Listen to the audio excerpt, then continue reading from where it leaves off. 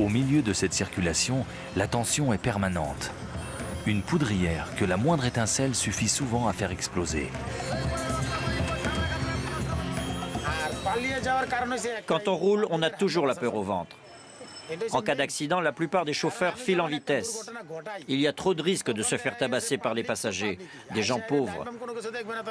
Pour eux, c'est toujours la faute des chauffeurs. C'est pour ça qu'on préfère décamper.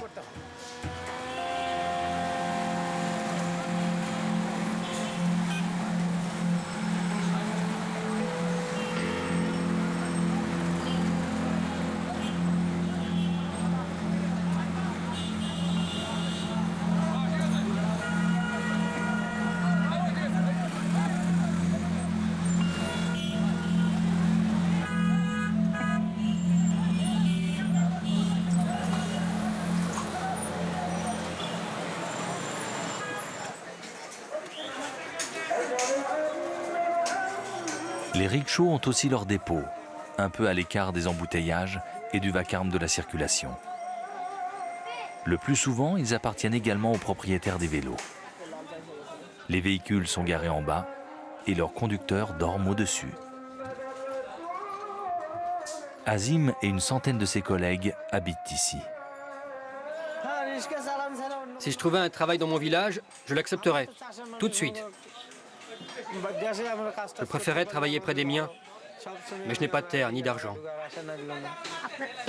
Si je trouvais un emploi là-bas, je n'aurais plus besoin de conduire un rickshaw.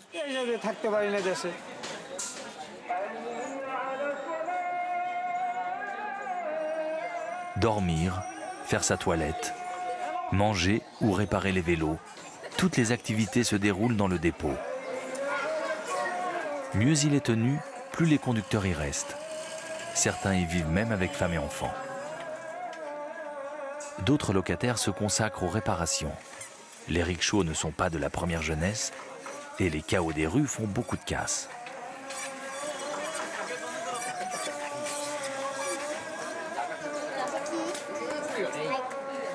Certaines épouses gagnent un peu d'argent en faisant la cuisine pour les hommes. 3 repas par jour coûtent environ 70 centimes.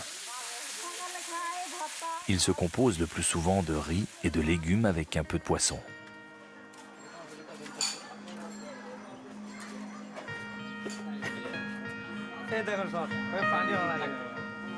Personne ne meurt de faim. Mais les conducteurs de rickshaw mangent juste de quoi entretenir leur force.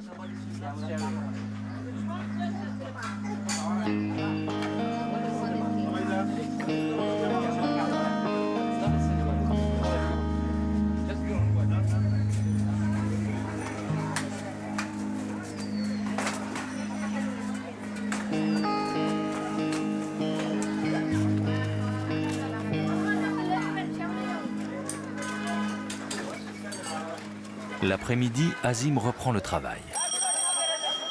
L'heure où les bureaux se vident est propice aux affaires. Mais c'est souvent le moment où les rues sont au bord de l'asphyxie.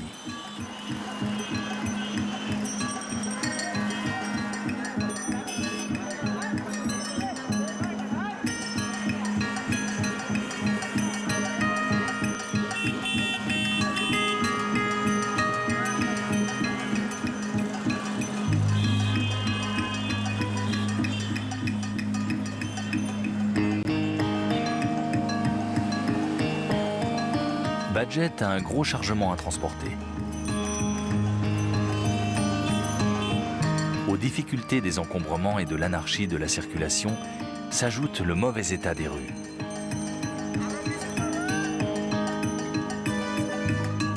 Les travaux ne sont généralement ni protégés ni signalés.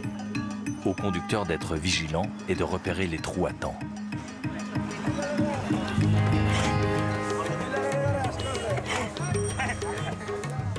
Les ouvriers travaillent avec des pelles et des pioches. Au prix où ils sont payés, ils coûtent moins cher qu'un bulldozer.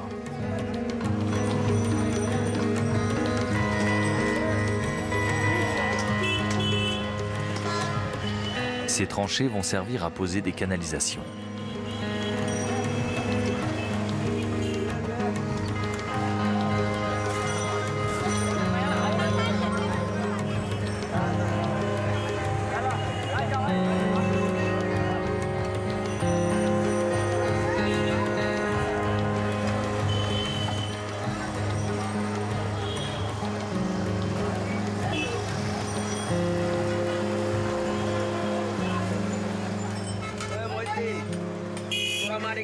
Mohamed Abdoul dirige le chantier. Depuis plus de 20 ans, il rafistole la chaussée aux 4 coins de Dakar.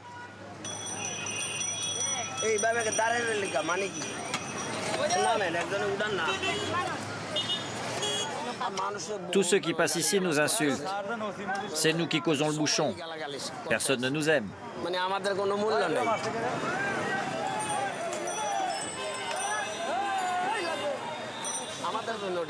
Mais il faut voir que la rue est aussi très dangereuse pour nous. Si une voiture nous renverse, on est mort. Il faut qu'on fasse très attention. Mais bien sûr, il faut aussi qu'on fasse notre travail.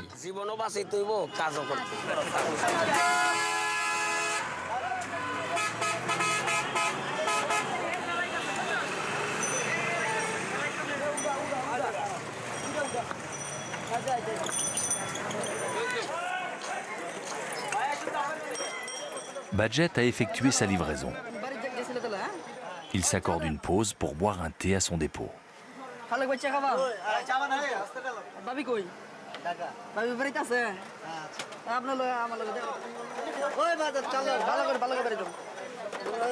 J'arrive de Goulistan. C'est complètement bouché. La police t'a coursé? Non. Il y en a un qui a essayé, mais il m'a raté.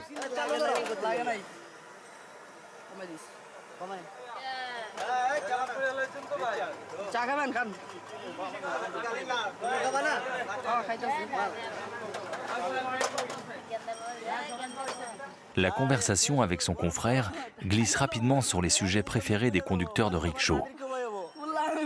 L'état des rues, les embouteillages et les brutalités policières.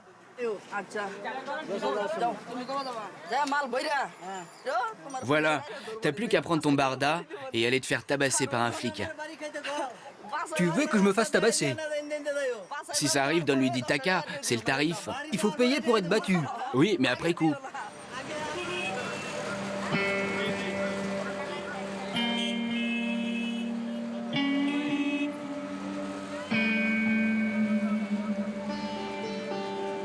Pendant ce temps, Azim est arrivé en périphérie de la ville. Il conduit un chauffeur de camion à son dépôt. Son service commence à la tombée de la nuit. Dans la journée, les poids lourds sont interdits dans les rues de Dakar.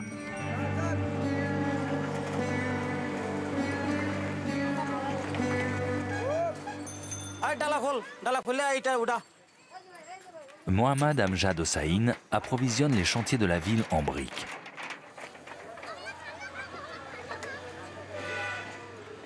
Les briqueteries se trouvent aux portes de Dakar.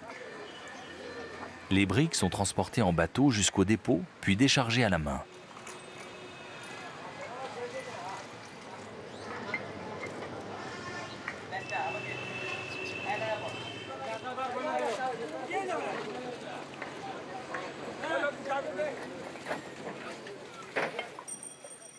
Des ouvriers accompagnent Amjad dans chacune de ses livraisons.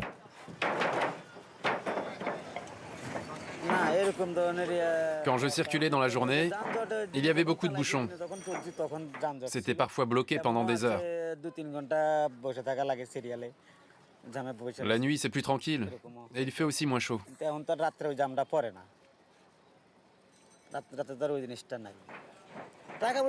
Mais la circulation reste dangereuse, à cause des bandes de jeunes.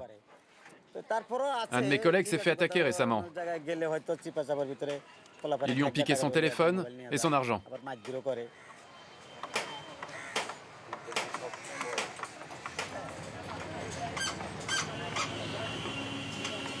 Une fois son camion chargé, Amjad doit attendre la tombée de la nuit pour partir.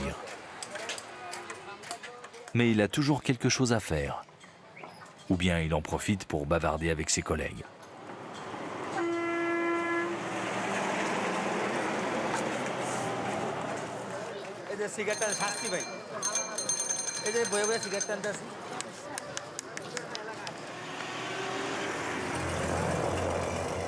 C'est le moment de se mettre en route.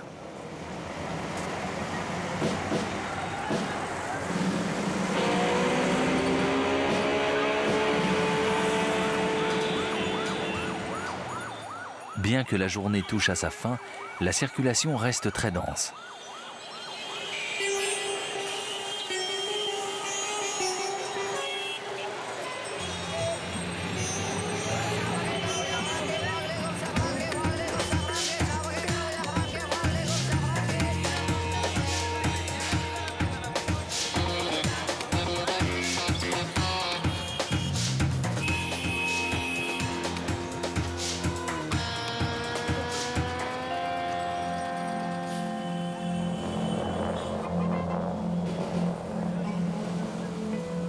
Lentement, Amjad se dirige vers le centre-ville.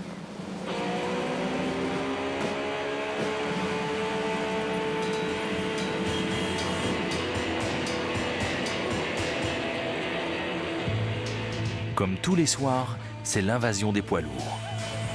Ils livrent toutes les marchandises dont la capitale a besoin pour vivre.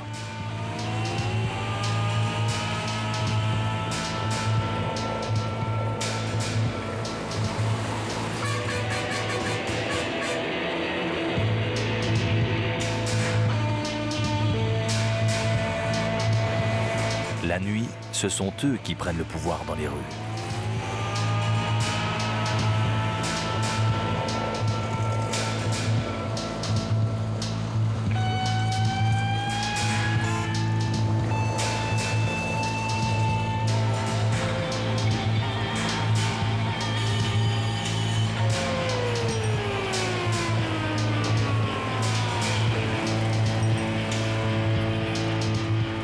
Amjad est arrivé au chantier qu'il doit livrer. Ses ouvriers vont maintenant décharger.